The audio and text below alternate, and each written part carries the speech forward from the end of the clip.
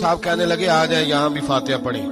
मैंने कहा यहाँ क्या है? कहने लगे थे तो बाबा जी नशा वशा करते, पर सुना है लोगों की मन्नतें बड़ी पूरी होती हैं, मुझे जज्बात बड़े कम आते हैं। मैंने उस आदमी को गिरेबान से पकड़ लिया, मैं कहा इधर हट, वो तो नशा करता था और तू जाता था, तेरी ये कैसे ताकत हुई? तूने मुझे मशवरा दे दिया, तू हमें कमजोर समझता है?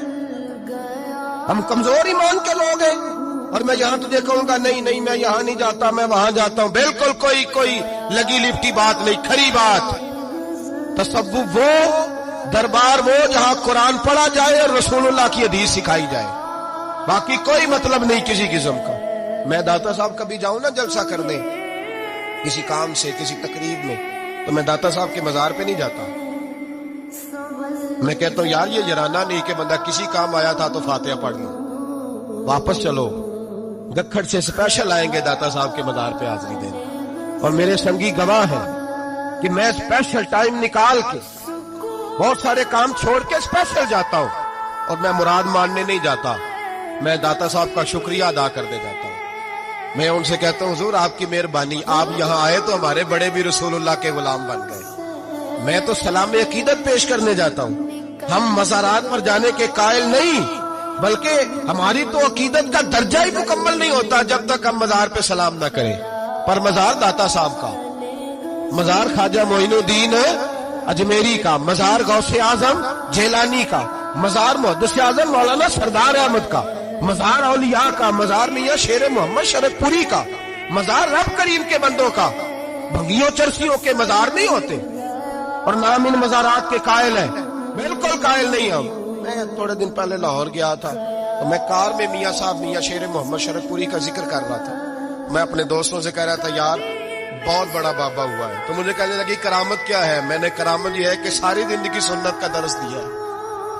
तो मुझे कहने लगे आप कभी गए नहीं? मैंने कहा मैं स्पेशल गया था, और थोड़े दिनों के बाद प्रोग्राम बनाऊंगा तो मैं साथ लेके जाऊंगा। हम मज़ारात के कायल हैं, हाज़िरियां देंगे मज़ारों पे, लेकिन भंगियों चरसियों के मज़ारों पर जाने के कायल है, जोर से बोले, यहां जाने के कायल है, कोई अकीदा नहीं है हमारा। नशा बिकेगा मज़ारों पे, अब ये तसव्वुफ होगा वहां, ये तरीकत होगी। और मिल्लत पर रहम खाओ खुदारा। अगर तुम्हारे कौमी इदारे कहते हैं रिपोर्ट करने वाले कि 70 लाख पाकिस्तानी नशा करता है, तो क्या तुम्हें यह नहीं पता कि नशा बेचता कौन है? क्या तुम्हें यह नहीं पता कि ड्रग्स का कारोबार कौन करता है? अगर तुम्हें यह पता है तो क्या यह खबर नहीं तुम्हें कि इन रगों पर यह खून उतारता कौन है? मैं अपने बुजुर्गों से माजरत के साथ, नशे का आगाज, नाराज तो नहीं हो जाएंगे बुजुर्ग, नौजवानों को मैं लताड़ लेता हूं, लेकिन बुजुर्गों की इज्जत करना सुन्नत है। तो मैं बुजुर्गों से माजरत के साथ, ये यूं समझ लिए खूगरे हमद से थोड़ा सा गिला भी सुन ले। नशा सिगरेट से शुरू होता है, सिगरेट से। मैं तंबाकू को हराम नहीं कहता, ये फतवा नहीं दे रहा। तंबाकू का हुक्म वही है जो मूली का है, जो कच्चे प्याज और लहसुन का है, कि आप जब खा लेते हैं तो मुंह से बदबू आती है, तो आप मस्जिद में आए तो आने से पहले मिसवाक करें, मुंह साफ करें, फिर आप आ जाए, तो जायज है। मकरूह है लेकिन हराम है। लेकिन तंबाकू से आगे जब हालात बढ़ते हैं, तजिया निगारों ने लिखा है कि हमारे पंजाब के कुछ इलाकों में अब सिगरेट से निकाल के ना, पहले भी भरते थे लोग उसमें बड़ा कुछ, अब पता है कि नया नशा इजाद किया, अब उसके अंदर चर्स भी भरते हैं, और छिपकली को मार के, सुखा के, खुश्क करके, उसको पीस के वो सारे नशे के मिलाते हैं, और उसका हाल ये होता है कि आदमी को ज्यादा नशा होता है, और कहते हैं वो इतना गंद है कि वो आदमी किसी को दांत भी लगाएगा तो वो बंदा भी बीमार हो जाएगा। क्या यहाँ लोग स्पिरिट नहीं पीते आपके मुल्क में? और हम कभी सड़क पर जाते हैं तो नशेई को देख के मजाक करते हैं, देखना मैं हारन लगाऊंगा तो गाड़ी के हारन से गिर जाएगा, लेकिन तुझे पता नहीं कि ये किसी माँ का बेटा है, पता नहीं किसी बीवी का शौहर है।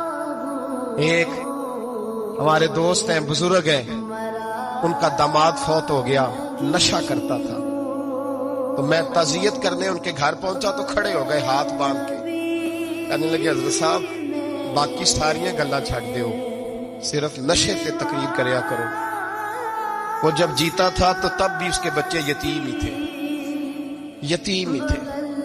میری بیٹی جب میرے گھر آتی تھی اور میں اپنے پوتوں کے اترے کپڑے اسے پہننے کو دیتا تھا تو میرا کلیجہ پھٹتا تھا، اور میری بیٹی اس کی زندگی میں بھی بیوہ کی زندگی گزار رہی تھی، وہ میری بہوؤں کے اترے ہوئے کپڑے پہنتی تھی۔ کوئی دعا کرو، کوئی جلسے کرو، یہ لت ختم ہو جائے۔